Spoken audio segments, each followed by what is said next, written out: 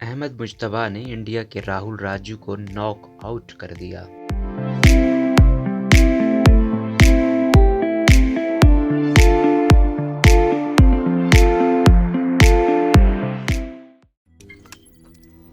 روزنامہ قدرت کی ویڈیو دیکھنے کے لیے ابھی یوٹیوب چینل پہ سبسکرائب کریں اور بیل آئیکن پر بھی کلک کریں۔ مکس مارشل آرٹس کے ایک مقابلے میں پاکستانی کھلاڑی احمد مجتبیٰ نے روایتی حریف انڈیا کے کھلاڑی راہل راجو کو شکست دے دی۔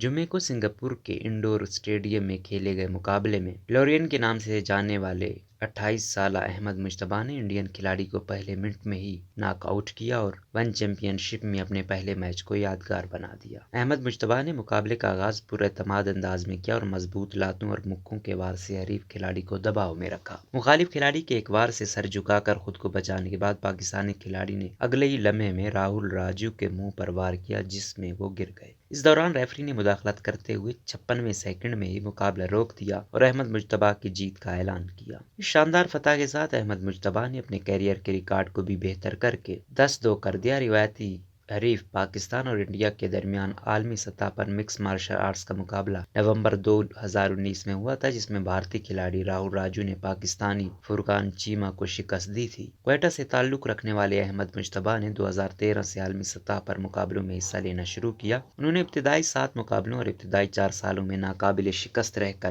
مکس مارشل آرٹس کی دنیا میں شہرت کمائی۔ احمد مجتبیٰ کا گزشتہ 3 سالوں میں یہ پہلا مقابلہ ہے۔ مارچ 2018 میں انہوں نے آخری میچ کھیلا تھا۔ یوم کشمیر پر کھیلے گئے مقابلے میں انڈین کھلاڑی کو شکست دینے والے احمد مجتبیٰ نے ایک ویڈیو پیغام میں کہا کہ وہ اپنی کامیابی کو کشمیریوں کے نام کرتے ہیں۔ ان کا کہنا تھا کہ ان کی محنت رنگ لائی، وہ اسی طرح محنت جاری رکھتے ہوئے آئندہ بھی جیت کر پاکستانی پرچم بلند کریں گے۔ احمد مجتبیٰ کو کامیابی پر سماجی رابطوں کی ویب سائٹ پر ان کے مداحوں نے مبارکباد دی ہے۔ مقابلے سے قبل پاکستانی کرکٹ ٹیم کے سابق کپتان وسیم اکرم اور سابق کرکٹر شعیب اختر نے بھی پاکستانی کھلاڑی کے لیے نیک خواہشات کا اظہار کیا تھا۔ شعیب اختر کا کہنا تھا کہ اگر احمد مجتبیٰ نے بھارتی کھلاڑی کو شکست دی تو وطن واپسی پر وہ خود ایئرپورٹ پر جا کر ان کا استقبال کریں گے۔